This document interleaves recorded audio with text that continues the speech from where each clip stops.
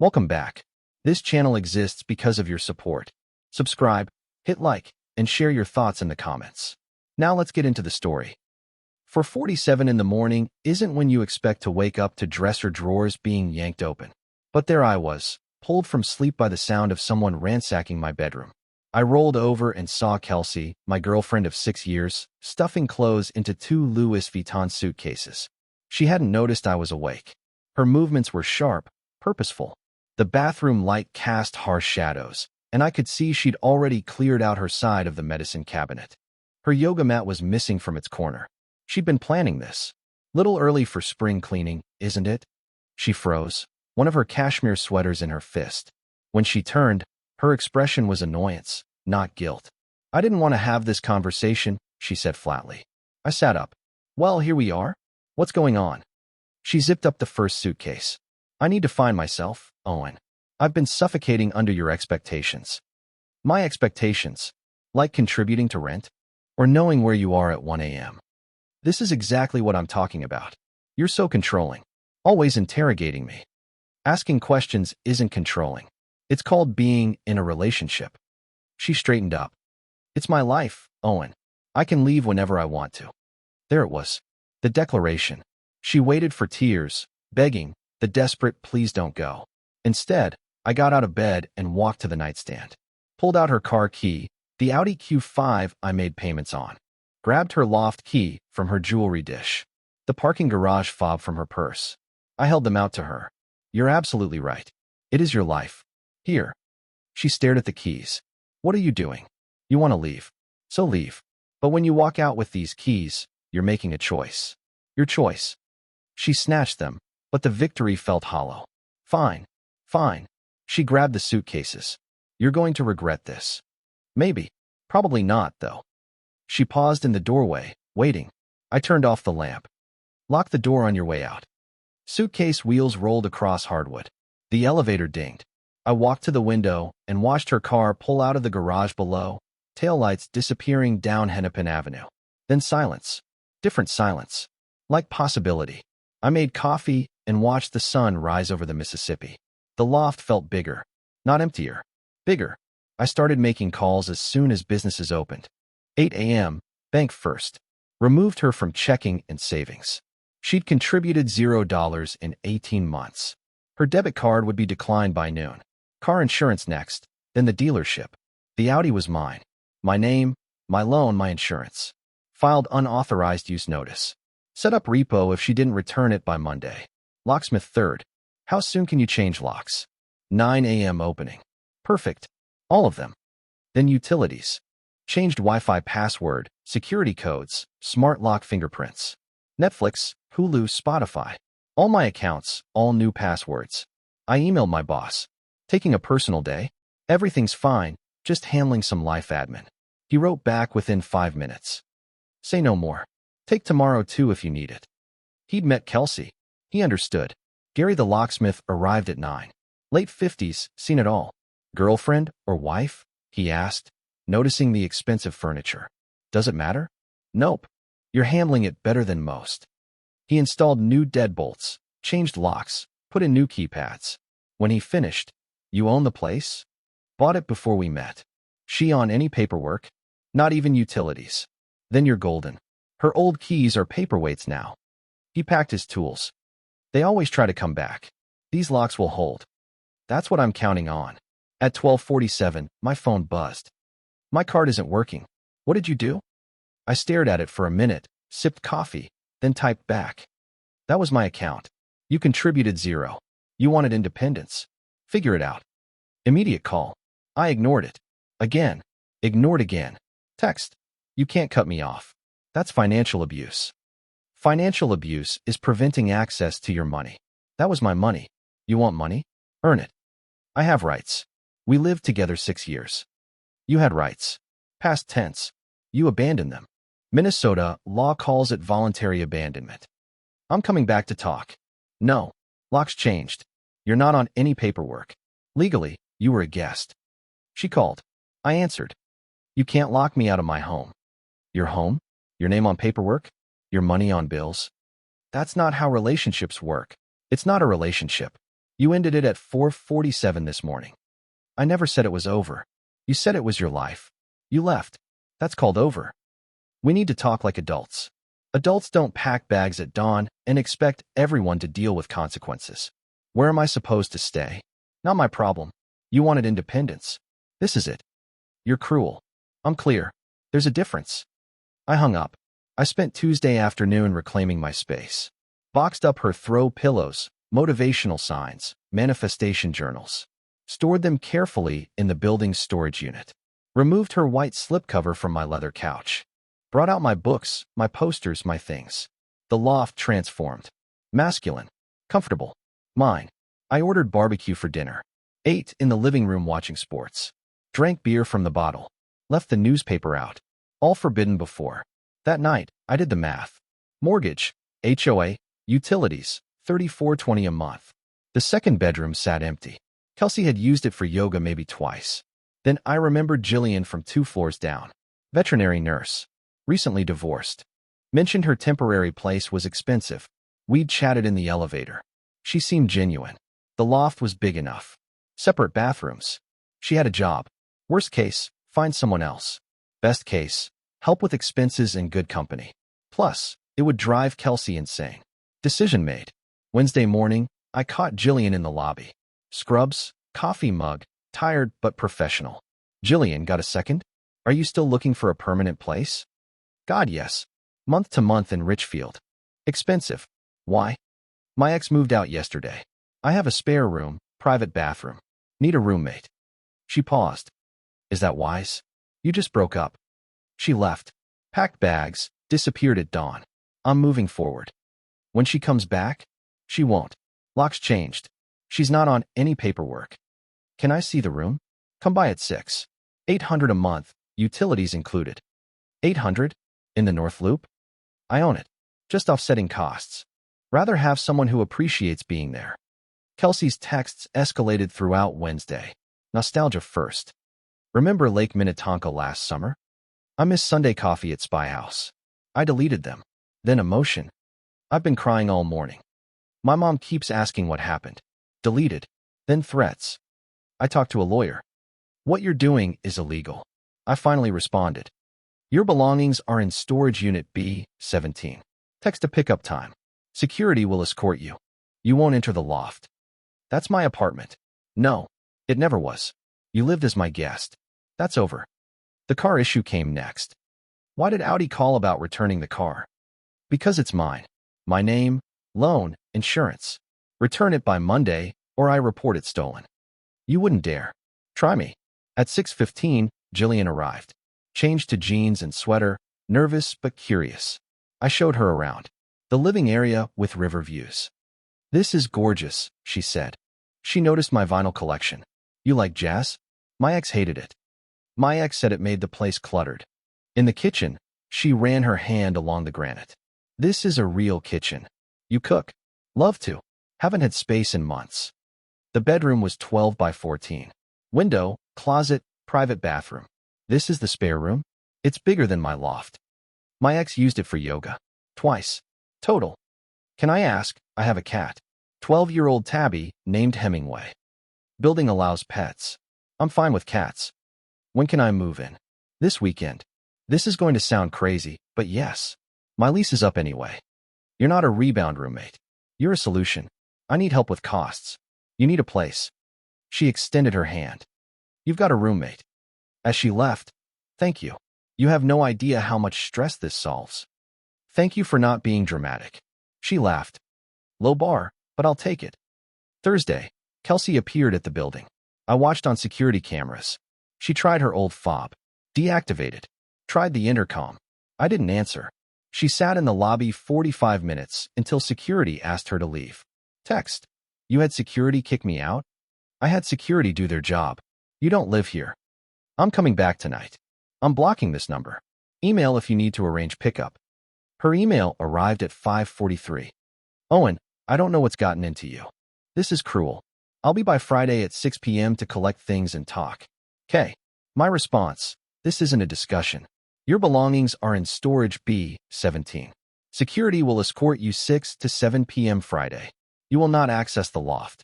Return the car by 5 p.m. or I report it stolen. Not a negotiation. Owen. Saturday morning, Jillian moved in. One truckload. Her brother Tom helped, protective and cautious. You just met last week? Tom asked. We've been neighbors for months, Jillian said. She's been through a lot, Tom told me. My ex left Tuesday. I'm not looking for anything except a good roommate. Tom studied me, then nodded. I'll check in. I'd be disappointed if you didn't. Jillian unpacked. Not much stuff, but quality. Cast iron skillets, Le Creuset pot, good knives. You really do cook. Sunday dinner's on me. Hemingway the orange tabby emerged from his carrier, explored, then jumped on my lap purring. He doesn't usually warm up that fast, Jillian said. For lunch, she made grilled cheese and tomato soup. Homemade. We talked. Real conversation. Her vet nursing, my software work. No drama. That evening, she made carbonara. We ate, watched Netflix, Hemingway between us. This is nice, she said. Normal. Same. The loft felt different. Not occupied. Inhabited. Kelsey had consumed space. Jillian was making a home. Tuesday morning marked exactly 1 week since Kelsey had left. I woke to the smell of coffee and bacon. Jillian was in the kitchen making breakfast. Morning, she said cheerfully. Made extra. Hope you don't mind. Mind. This is amazing. We ate together, discussing our days. She had a 12-hour shift at the clinic. I had virtual meetings all morning. Easy conversation. Comfortable rhythm. The loft had transformed. Jillian's touches were everywhere now. Fresh flowers on the dining table from the Minneapolis farmers market. The kitchen organized logically for the first time ever. A throw blanket she'd crocheted draped over the couch. Her books mixed with mine on the shelf. Plants on the windowsill, thriving under her care. Hemingway's cat tree in the corner. Everything was clean but lived in. This was what partnership looked like. Shared space. Shared responsibilities. Mutual respect and appreciation. No demands. No complaints. Just two people making life easier for each other. At 9:47 a.m., the building intercom buzzed. Mr. Fletcher, the security guard said. There's a Kelsey Brennan here insisting she lives in your unit. She doesn't. She's not authorized to be here. She's quite insistent, sir. Says it's been a week and she's ready to come home. It's not her home. Please ask her to leave. I heard Kelsey's voice in the background. Let me talk to him. Ma'am, please step back, the guard said. Owen, I know you can hear me. Open this door right now. I hung up the intercom. Jillian emerged from the bathroom, towel drying her hair. Everything okay? My ex showed up. Security's handling it. Want me to leave? Go to my room? Why would you do that? This is your home now. I don't want to make things awkward. You're not making anything awkward. She is. Big difference. The doorbell rang. Aggressive knocking followed immediately. Kelsey's voice came through the door. Owen, I know you're in there. We need to talk. More knocking, harder this time. I can hear people inside. Owen. Then a pause, and her voice changed. Sharper. Who else is in there? Jillian and I exchanged looks. Here we go, I said. I approached the door, but didn't open it. What do you want, Kelsey? To come home. To talk about us. There is no us. There's you, who left. And me, who moved on. Moved on? It's been 1 week. Your choice, your timeline. You don't get to decide how I respond to your decisions. Just let me in. Please. I made a mistake. Yes, you did. Several of them. I was emotional. I wasn't thinking clearly. You were thinking clearly enough to pack 2 Louis Vuitton suitcases, take $2,000 from the account, and walk out before dawn. That takes planning. Can you please just open the door? Why would I do that? Because we need to talk face to face. We're talking now. This is ridiculous. This is appropriate. You don't live here anymore. I heard the sound of Jillian moving in the kitchen. Dishes clinking. Is someone else in there? Kelsey's voice went up an octave. That's none of your business. It is my business. That's my apartment. It was never your loft. It's my condo. My name, my mortgage, my equity. Who was in there with you? My roommate. A pause. Your roommate. Yes. I have a roommate now. The second bedroom was sitting empty. You replaced me in a week? I didn't replace you. I found someone to help with expenses. I don't believe you. Let me see. No. Jillian's voice came from the kitchen, loud enough to carry. Owen, do you want coffee? I'm making a fresh pot. The shriek that came from the other side of the door was almost inhuman. There is someone else. You're cheating on me. You can't cheat on someone who dumped you and moved out. I didn't dump you. I needed space. You got it. Permanent space. The crying started. Loud, theatrical sobbing. How could you do this to me? After everything we've been through? After everything we've been through? You mean after 6 years of me supporting you financially while you found yourself? After the third yoga studio job you quit? After 18 months of you contributing $0 to this household? That everything? It wasn't about money. It's never about money until it is. And now you don't have access to mine anymore. And suddenly you want to talk. That's not fair. What's not fair is expecting someone to subsidize your lifestyle while you treat them like an inconvenience. How long have you been seeing her? I met her last Wednesday. Liar. You had this planned. I had nothing planned. You left Tuesday. I needed a roommate. She needed a place. Adults call that problem solving. What's her name? Not your concern. Is she prettier than me? She's happier than you. That's more attractive. You bastard. I think we're done here. I'm not leaving until you let me in. Then you'll be there a while. I'm going back to work. I stepped away from the door. The knocking continued, accompanied by shouting, but I returned to my desk.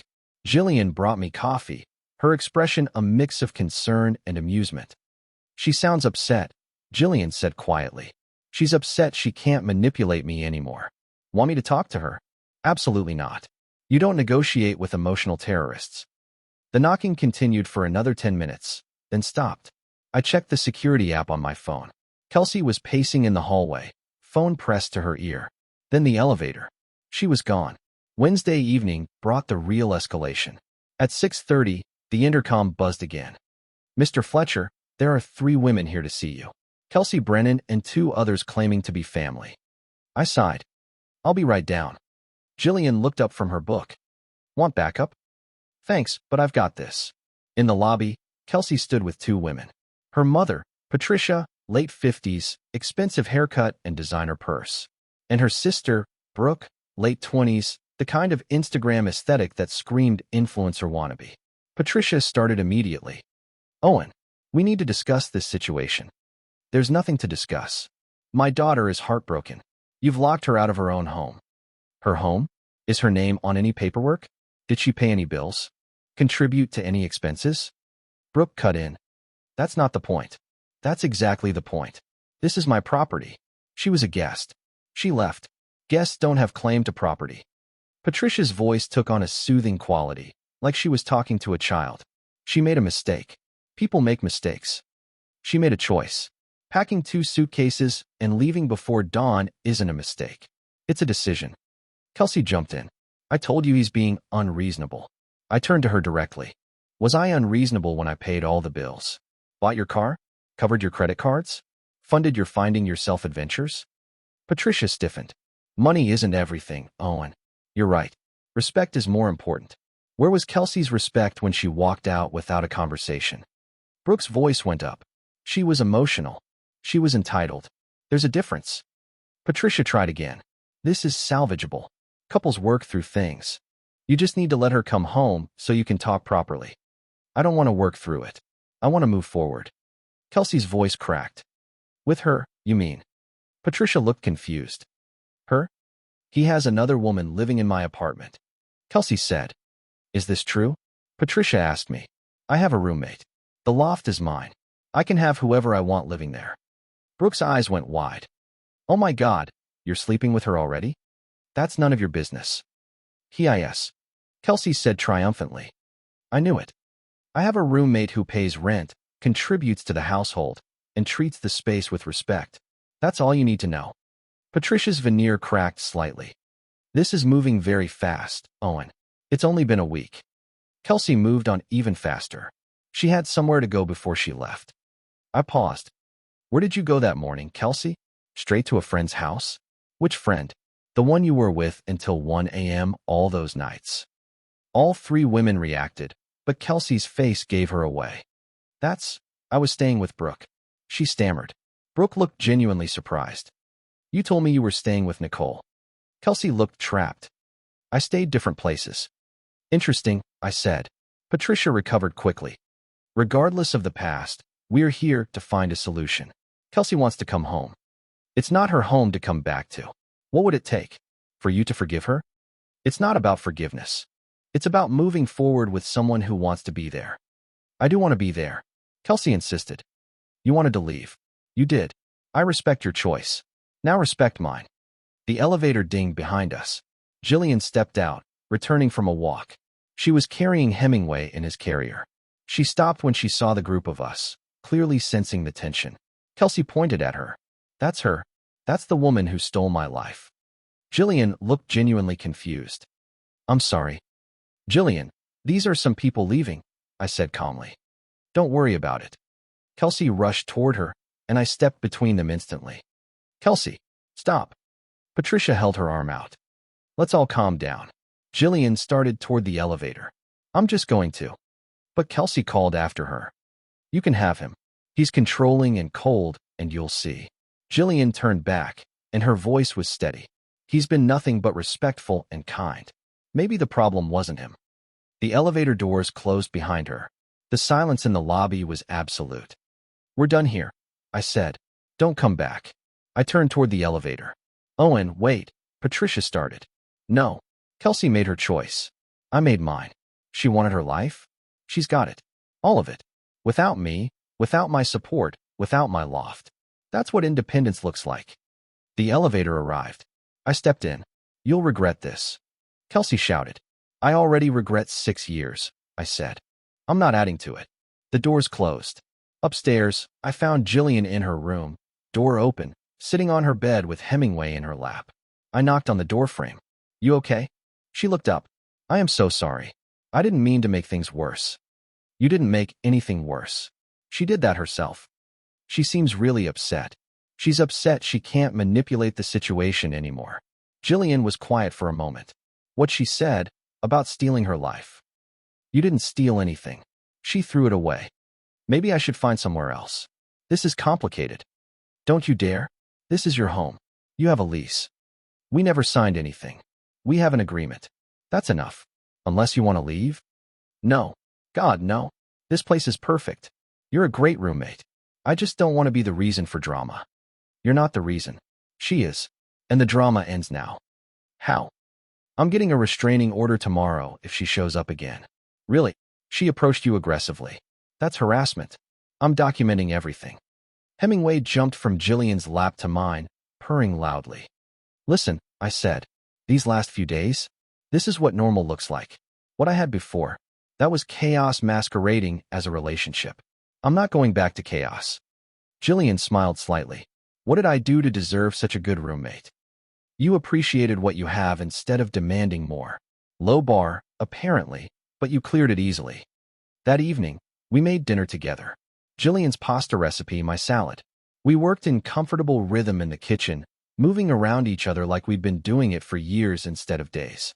We ate while watching the news, Hemingway curled up between us on the couch. This was peace. Over the next few days, Kelsey's emails became increasingly desperate. They started arriving Thursday morning. 2 a.m. I can't sleep. I keep thinking about us.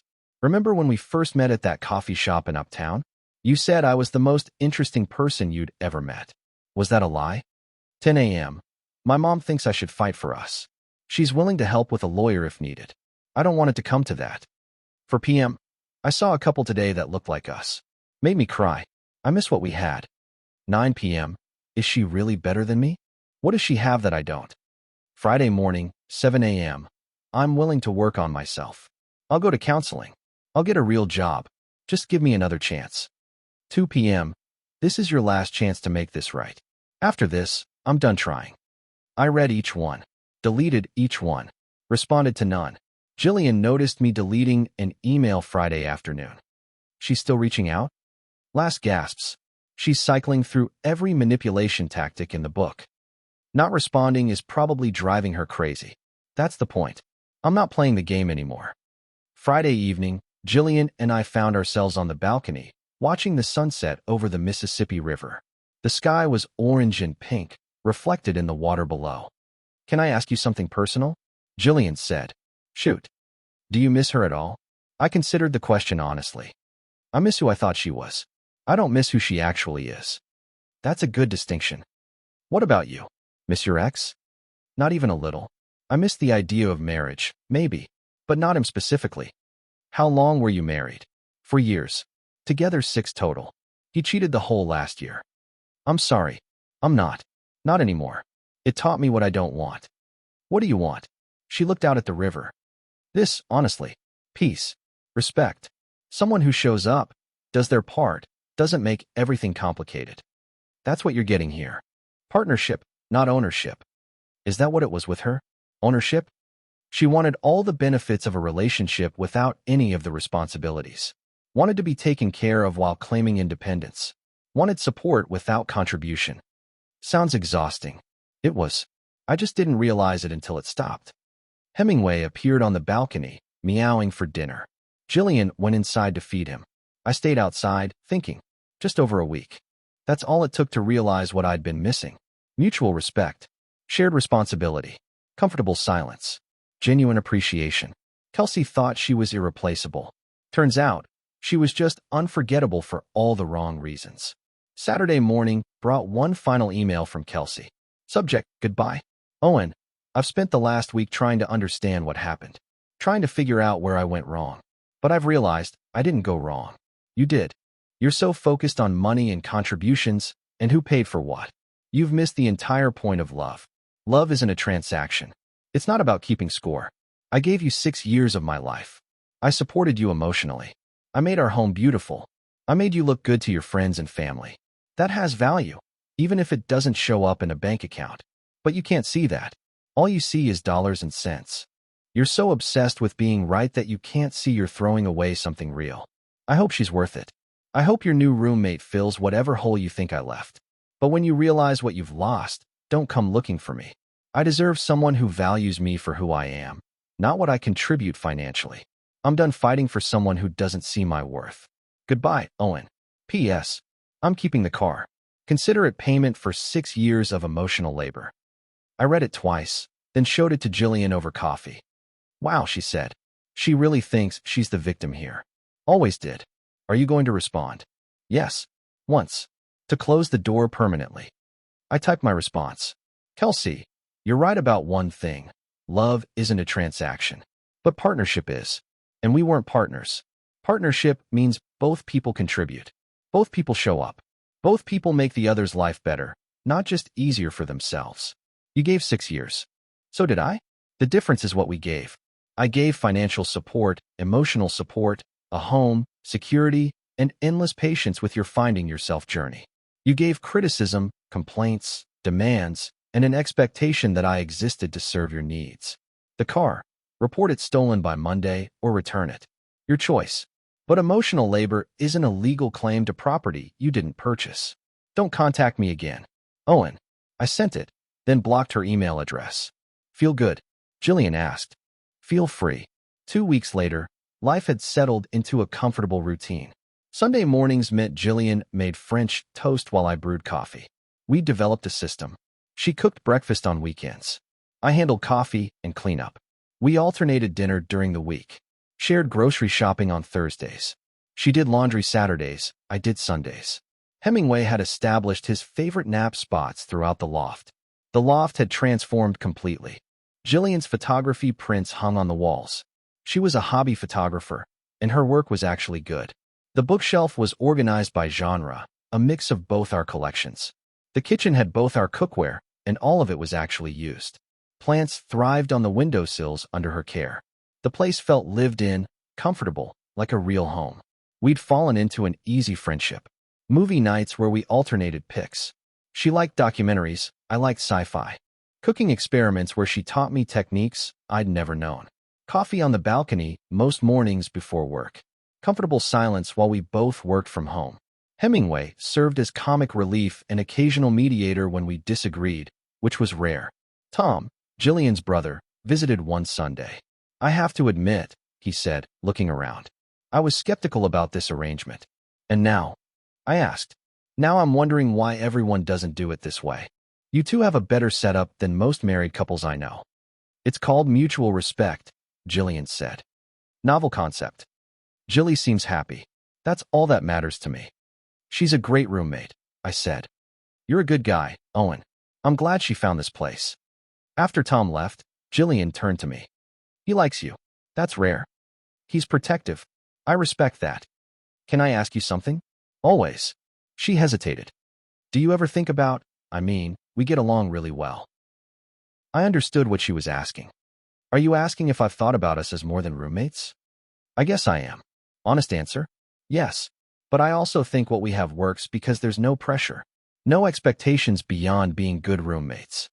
So you want to keep it as is? I want to let it be whatever it becomes naturally. No rushing, no pressure. Just let it develop if it's going to. That's probably the healthiest thing I've ever heard in a relationship conversation. We both just got out of situations where people rush things or force things. Maybe the answer is to just not. Friends who live together and might become more someday, or might stay friends who are great roommates. Either way, we win. She smiled. I can live with that. 1 month after Kelsey left, the loose ends tied themselves up. She returned the Audi to the dealership Monday morning, leaving the keys with the receptionist without a note. I got the notification, sold the car back to the dealer, paid off the remaining loan, and pocketed the difference. I used some of it to buy myself a used pickup truck, something I'd actually wanted. Kelsey never picked up her belongings from storage. After 30 days, I donated everything to Ark's Value Village on East Lake Street. The throw pillows, the manifestation journals, all of it. Someone else could use them. It felt liberating, not vindictive.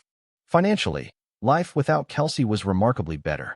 My savings increased $1,200 a month. No random credit card charges.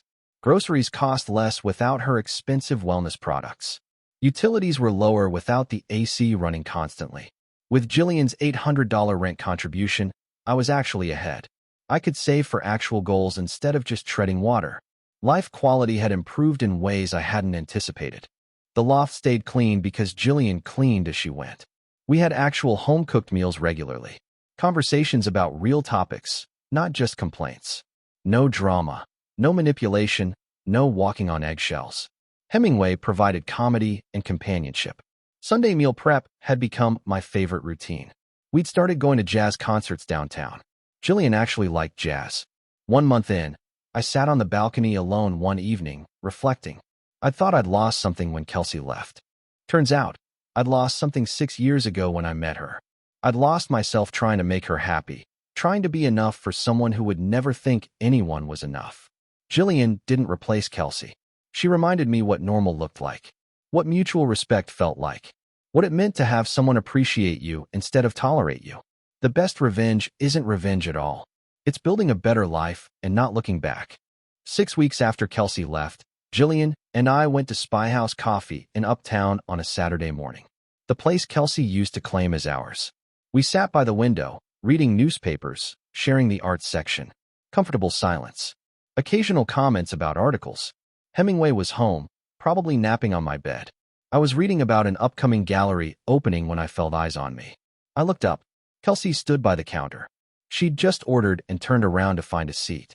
She froze when she saw us. We locked eyes for a brief moment. Her face cycled through emotions. Shock, anger, hurt, then something like realization. I nodded. Polite, not friendly. Then returned to my newspaper. She stood there, waiting for something. For me to call her over, to introduce Jillian, to acknowledge her presence beyond that single nod. I didn't look up again. Jillian had been reading the comics, but I saw her glance toward the counter. She stiffened slightly. Kelsey left without her coffee. I watched her go in my peripheral vision. That was her, wasn't it? Jillian asked quietly. Your ex? Yeah, I said. She looks different than I remember. From the lobby that day. 6 weeks can do that. Jillian studied my face. You okay? I'm perfect, I said and meant it. She smiled and went back to reading. My phone buzzed. A text from an unknown number. Kelsey must have gotten a new phone. I hope you're happy. I typed back 2 words. I am. I blocked the number, put my phone away, and went back to my newspaper. Jillian looked over at me.